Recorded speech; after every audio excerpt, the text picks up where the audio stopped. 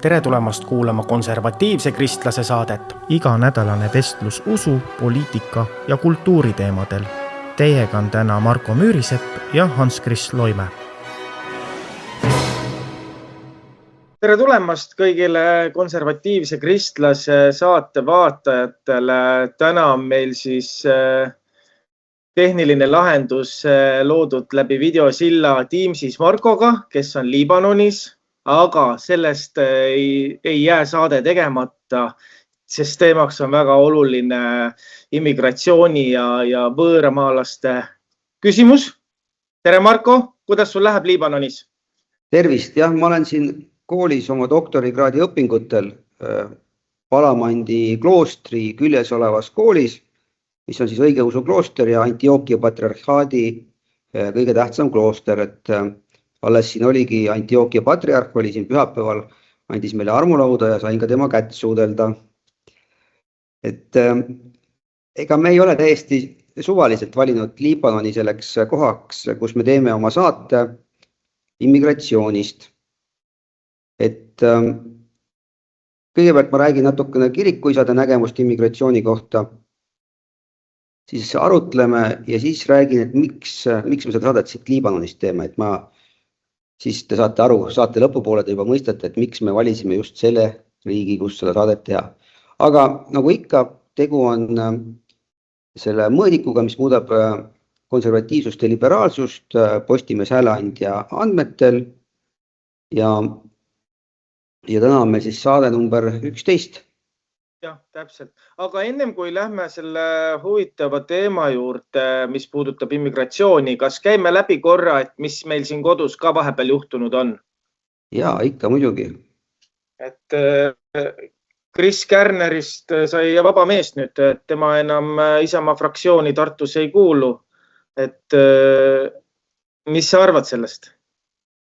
No mina arvan sellest nii, et see asi ei ole lõplik, ta ei ole ka enne olnud Isamaa erakonna liige, et nüüd ta siis ei kuulu fraktsiooni, et need seal vahetuvad korda mööda Lukasega, et no mina isiklikult pooldan väga sõnavabadust ja totaalset sõnavabadust ja sellest tuleb meil eraldi ka üks saade.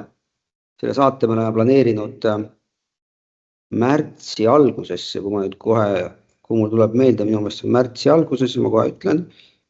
Ja ei, märtsi teises pooles, et märtsi 3. nädalal meil tuleb sõnavabaduse piiramise seos kristliku traditsiooniga konservatiivse kristlase arvates ja seal me siis räägime sellest rohkem, aga praegusel hetkel ma ütleks seda, et no kõik muutub väga kiiresti, et siin võetakse erinevatel teemadel võetavad kõik sõna hetkel, kui kõik räägivad elektriarvest, aga noh, ma arvan, et lisaks elektriarvel on ka palju muid tähtsaid teemasid, millest rääkida. No minu arvates natukene võib-olla ta oma selle naljaga läks nagu üle võlli, et kuskil on piir, et ma arvan, et selle piiri ta katsus nüüd järgi igatahes. No ütleme nii, et mina vaatasin seda algsketši, mille põhjal tema see nali oli tehtud. No muidugi, ütleme, et see ei olnud naljakas, aga ma siiski jätaks igale inimesele õiguse öelda, mis tal sülg suhu toob, olgu ta poliitik või mitte poliitik, et me oleme neid nalju enne näinud, siin sotsid ju tegid nalja, kus olid lausa veriseid vikatimehed EKRE liikmete ukse taga, mis minu meelest oleks pidanud, oli nagu palju hullem nali kui see, mis siin keegi oma selles naljasaates räägib. Või siis teine nali, mis mul meelde tuleb, või ütleme nii-öelda ebameeldivus on see üks oli see sotside. Üks oli igatahes see nii. Loomulikult Eesti 200 mees Juku-Kalle saatis kõik kommarid ahju ja sellest tegelikult tuli korralik skandaal ja näed, istub kommarid ahju saatnud mees, istub ilusti Riigikogus ja samamoodi, ütleme nii, et ma olen totaalse sõnavabaduse pooldaja, kui keegi tahab öelda seda, et Jumalat ei ole olemas, siis mina tahan, et mul oleks õigus öelda, et peded põlevad põrgus. Ja kogu lugu, et saame hakkama selliste ütelustega. Jah, täpselt, et et jätame mingi sõnaõiguse ikka inimestele alles ja nad saavad mida öelda, et aga kui ta tõesti seda põhjendas, et ta tegi naljana seda, siis naljakas see ei olnud igatahes. Nojah, aga ma arvan, et ta sihilikult otsiski, ta on ju nüüd saanud kõik, ta on põhimõtteliselt saanud iga lehe esiküljele, iga saate esiküljele, ei ole inimest, kes teda ei tunneks ja no ütleme siis enne seda, kui see asi üldse pihta hakkas, mina küll ei teadnud, kes see Isto Protsent on. Mu lapsed teadsid, aga mina ei teadnud, mina olen 50 aastane, mina ei teadnud sellest midagi.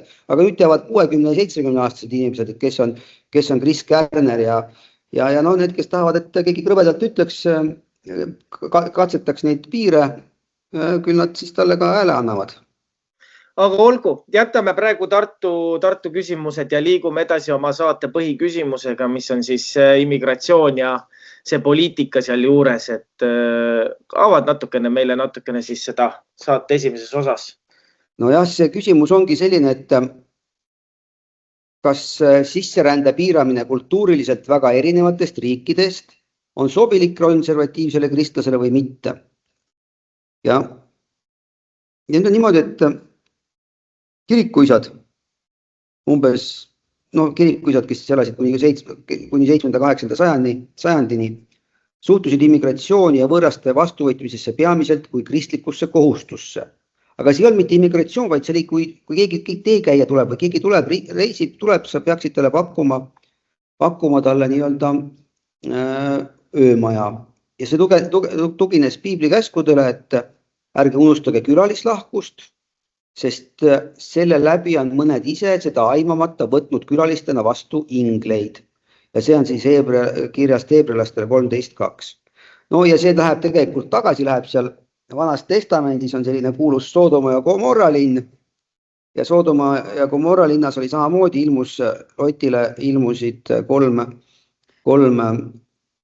teekäijat või külalist, keda ta võttis enda majja vastu ja muidugi need Soodoma inimesed olid väga vihased, tahtsid, no mis sa võtad neid vastu, aga pärast tuli välja, et 3 tükki olid inglid, et selles suhtes on kristlikust vaatenurgast rõhutatakse filokseeniat ehk siis võõraste armastust ja kui armastuse ja õiglusega seotud voorust, nähes kristlasi endid kui ajutisi elanikke maa peal. Ehk siis ma olin just alles, olin siin kloostris, ühes nunna kloostris käisin ja siis sa seletasid, et ma olen Eestist ja hakkasin seletama, kus see Eesti on ja kõik asjad ja tema tegelikult ütles seda, aga vaata, aga meie tõeline riik on hoopis taevas, et sellisest nagu sügav usklike vaatenurgas rahvus või riik ei oma enam sellist rolli, sest niikuinii vaadatakse ajutisena seda elu siin maa peal. Nii, aga siis oli ka see, arvati, et see toob ka vaimset kasu, et võõra vastuvõtmine võib tuua jumalikku õnnistust või isegi ingelikku külastust, nagu ma näitasin, nagu enne ütlesin. Ja Püha Johannes Kultsu, kes on Antioquia piiskop, oli 347–407 rõhutas praktilist armastust. Igal perekonnal peaks olema tuba, kus Kristus on teretulnud näljas ja jänus võõra kujul. Et see pidid nagu seda külalislahkust peab üles näitama.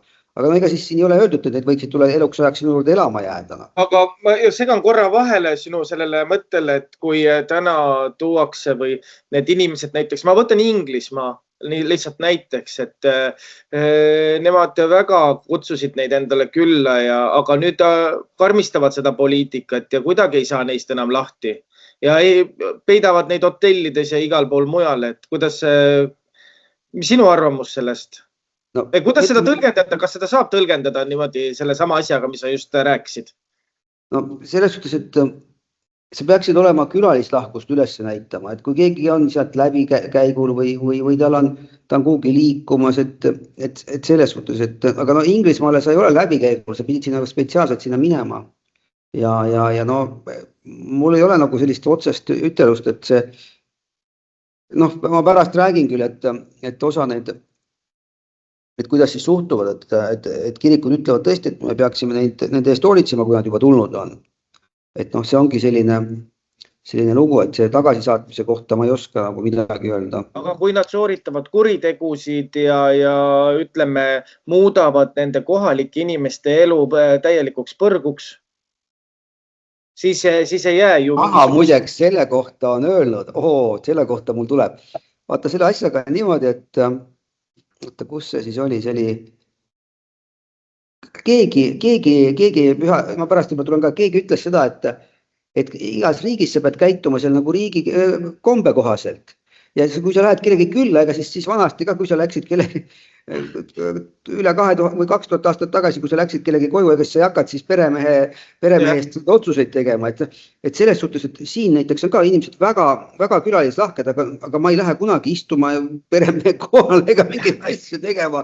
Ja seesama lugu, et sa lähed siis sinna riiki, siis sa pead nende riigi seadusi ja kombeid austama, mitte enda oma kohale viima, et see on vähemalt olnud meil siin lääne kultuuriruumis on olnud selline kord tegelikult, et ja mitte väga kaua aega tagasi, kord oli selline, et inimesed peavad olema kuninga usku.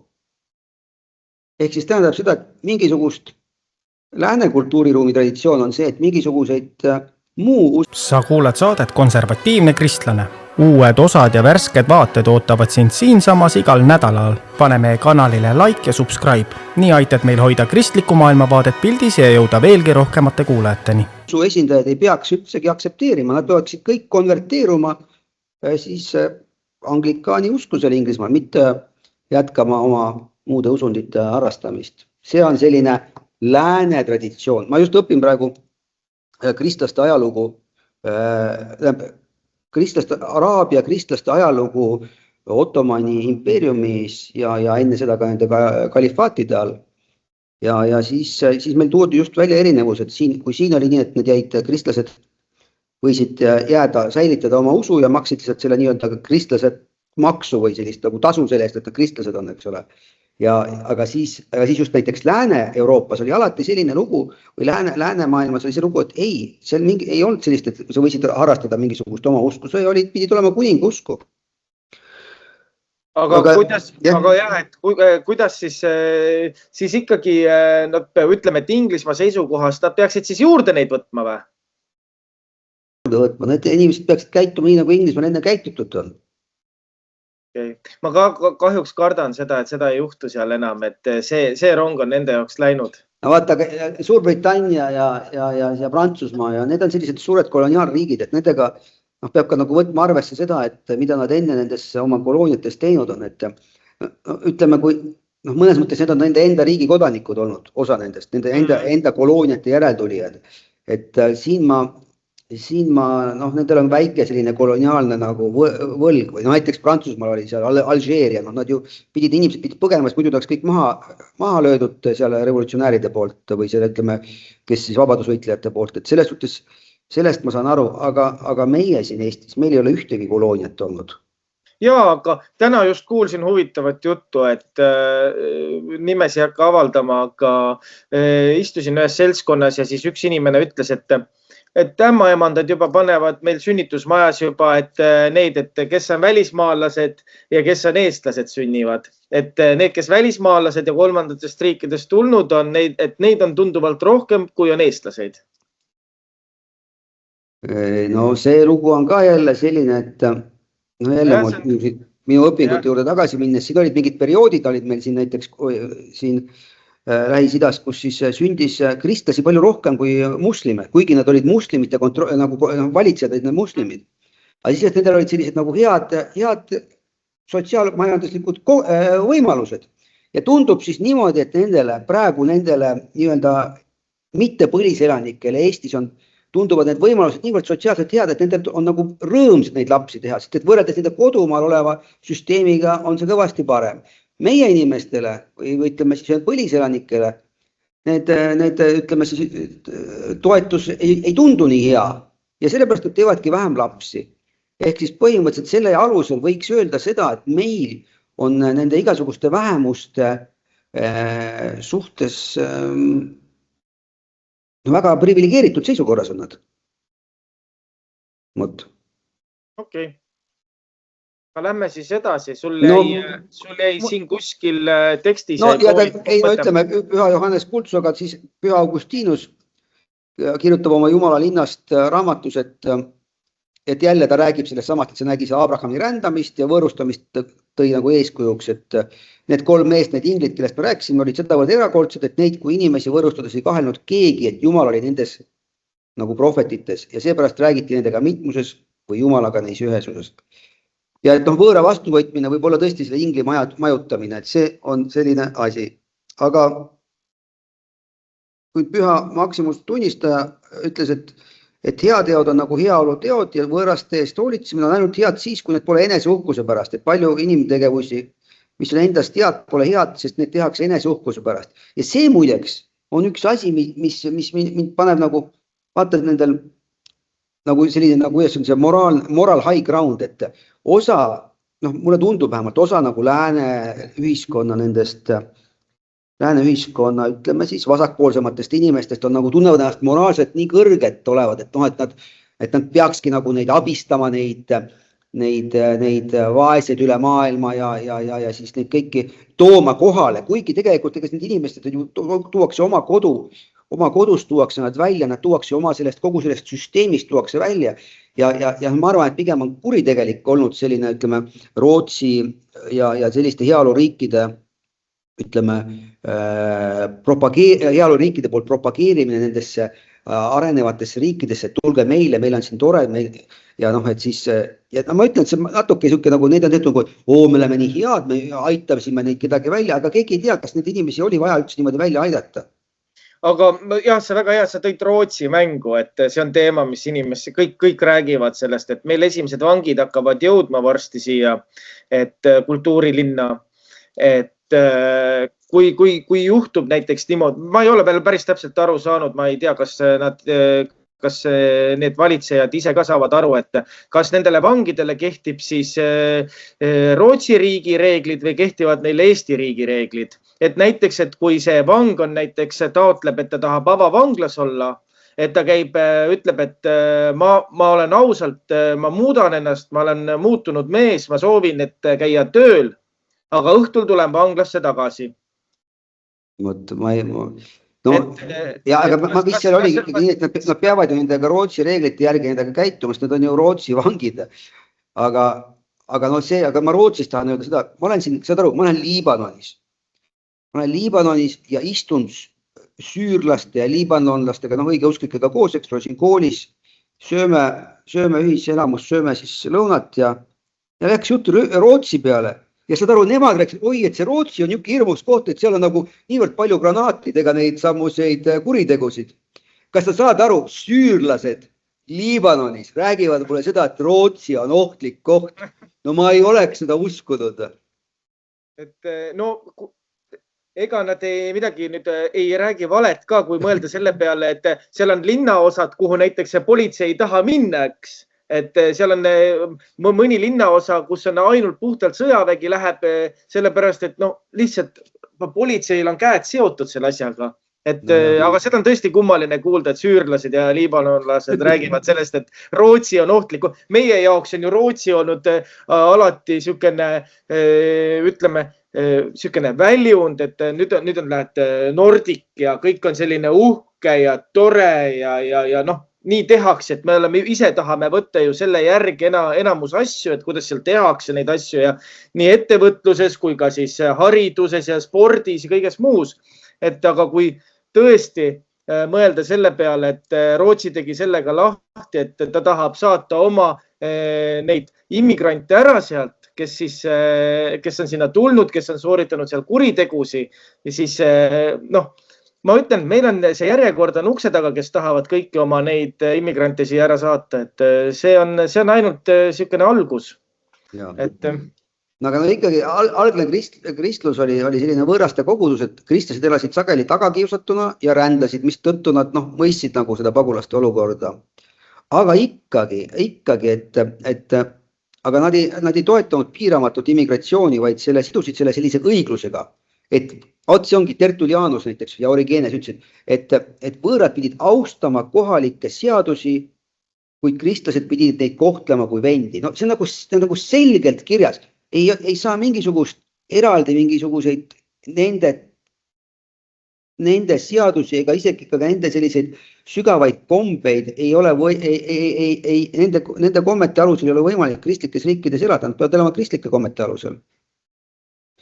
Aga ma räägin ühe loo sellest, et Liibanonist, et siin oli 2011 hakkas Süüriasse kodusõda ja siis juhtus selline asi, et siia tuli 1,5 miljonit pagulast. Saad aru, 1,5 miljonit pagulast. Ja siin on moodustasid 25–30% Liibanoni elanikkonnast. Ja see tekitas koormuse majandusele, elamisele, teenustele. Ja kuigi nad tulid selle sõja eest, põgenesid ära.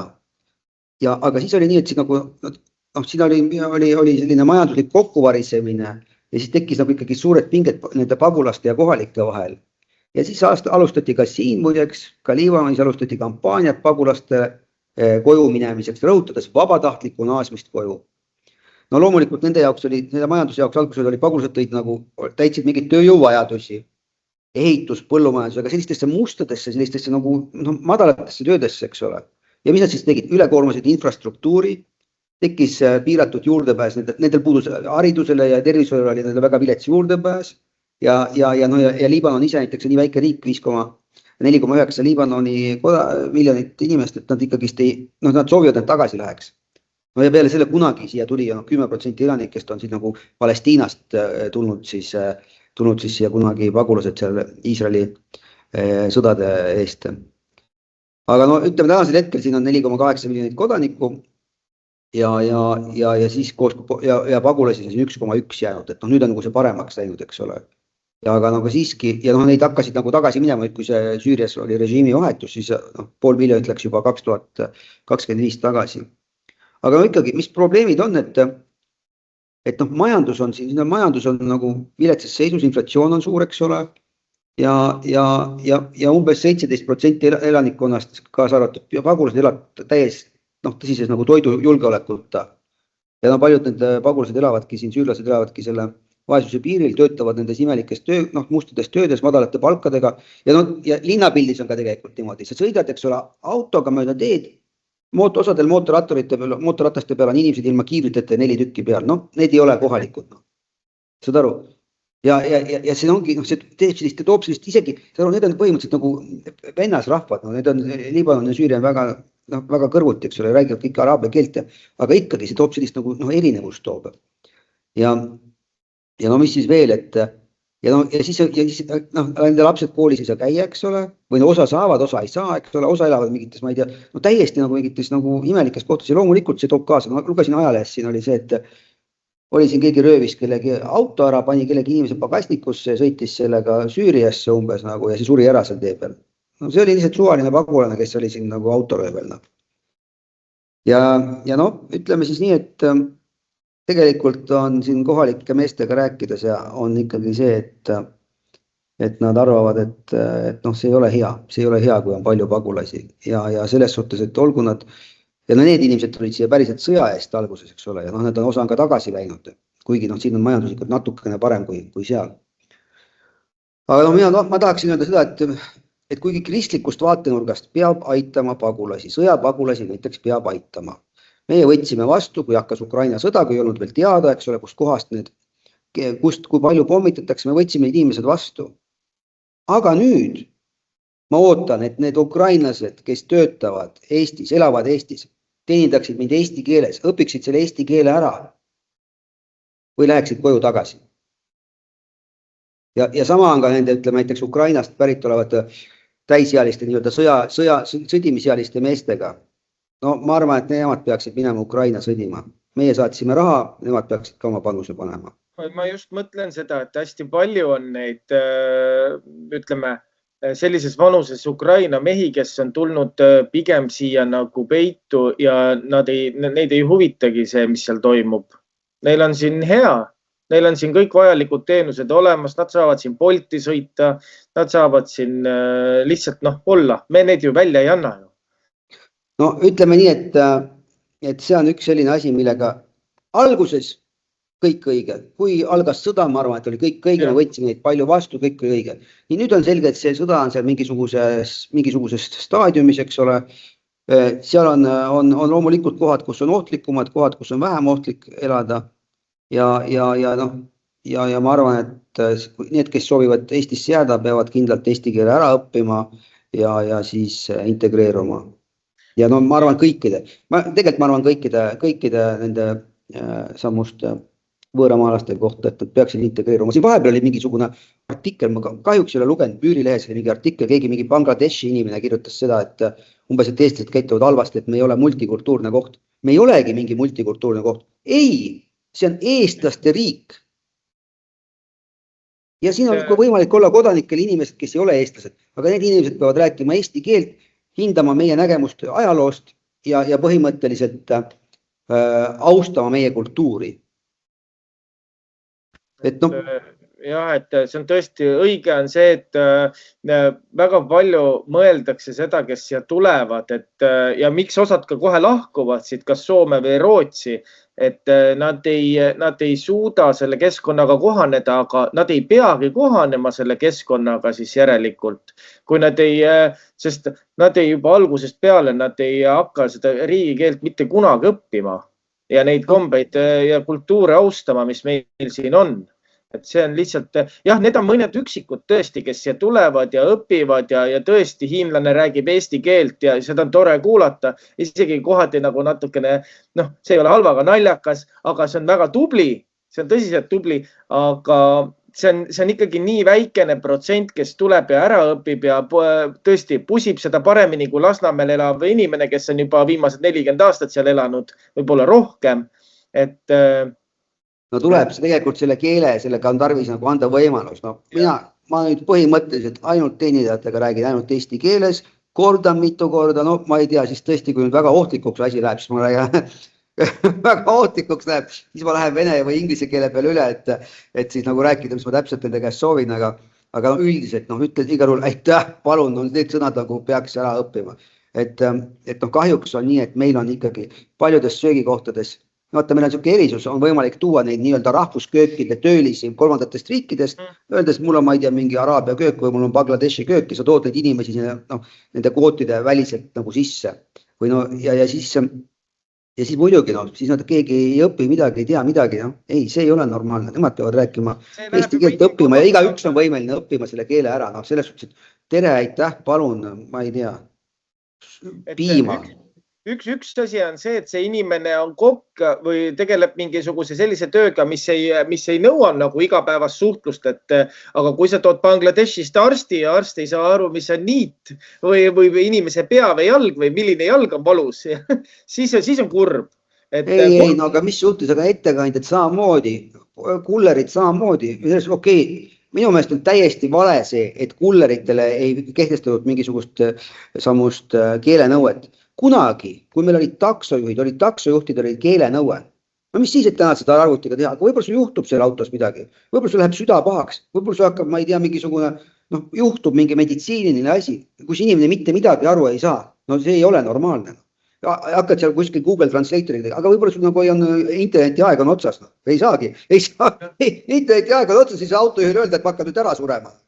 Jah, et see on, selles ma olen sinuga nõus, et kui nüüd vaadata neid toidukullereid ja toidujagamisplatvorme, siis nad vahepeal tulid välja ideega, et nendele toidukulleritele siis jagada seda äppi. Mis on see eesti keele äpp, et sa täidad seal mingid testid ära, sa räägid mõned sõnad sinna sisse, aga kus nad võtavad, et see on see sama inimene? Nad pole kunagi seda inimest näinudki, ainult nad on näinud tema elamiskaarti ja siis seda luba, et ta võib Euroopa Liidus tööd teha. No, võib olla seda mingid võimalused, aga ma ütlen nagu lihtsalt see elementaarsed asjad, et ei ole mõtet, nõuame, meil on õigus nõuda, see ei ole, mis tähendab, meie nõuame, meie kodu, meie riik ja ei ole midagi. Ja samasugune on nende sammuste sõjapagulastega. Kui nad jäid meile, siis nad peavad selle keele ära õppima. Ja kõike. Aga üldiselt vist hakkab meil varsti aeg otsa saama. Jah, et järgmine saade, millal sa tagasi tuled üldse? Ja no ma tulen järgmine nädal tagasi, inshallah, kui jumal annab. Ja põhimõtteliselt järgmine saade on meil kas rohkem riigi või eraomanduses olevaid ettevõtteid ja meil tuleb jälle külla Argo Luude. Meil on hea meel, Argo Luude sai palju tagasisidet ja meil on hea meel teda jälle näha ja siis räägime erastamisest, kas rohkem erastada, vähem erastada ja kuidas seda asja vaadata. Aga ütleme siis nii, et tänase saatel, et konservatiivsed inimesed on immigratsioonivastased selles suhtes, et nad soovivad hoida oma riiki sellisena, nagu see oli. Mingil määral oleme valmis vastu võtma hädas olevaid pagulasi ja neid integreerima oma ühiskonda. Mitte lastes endal tekitada omi eraldi selliseid enklaave. No ma ei tea, te olete näinud küll. Mustavel on sellised, ma ei tea siis, Bangladeshi või India välimustega inimeste suured grupid päikest võtmas seal puude all ja samamoodi aga muid inimesi, et selles suhtes me ei sooviks, sooviks ikkagist, et nad integreeruks meie ühiskonda. Ja siis ongi, et ega siis midagi. Ja kristlikust vaatenurgast ütleme, et jah, me peame aitama hädasolijaid. Ja kui nad keegi on meile tulnud, me peame olema üles näitama tema vastu nagu sellist, üles väitama tema vastu külalislahkust. Aga tema peab meie reeglid, meie kultuuri aktsepteerima sellisena, nagu see on, mitte nõudma mingisugust muutumist, mingisugust multikultuursuse arvestamist. Ei. Ühesõnaga, mul rohkem sel teemal ei ole midagi öelda. Jah, et võtame siis saate kokku, et teiega oli Marko Müürisepp, mina Hans-Krist Loime, näeme järgmine nädal ja üllatame teid siis, kus me siis oleme. No, me oleme jälle uues kohas. Me oleme ühe suurfirma territooriumil, aga olgu, kohtumiseni. Kohtumiseni. Sa kuulad saadet Konservatiivne kristlane. Uued osad ja värsked vaated ootavad sind siinsamas igal nädalal. Pane meie kanalile like ja subscribe. Nii aitad meil hoida kristlikku maailmavaadet pildis ja jõuda veelgi rohkemate kuulajateni.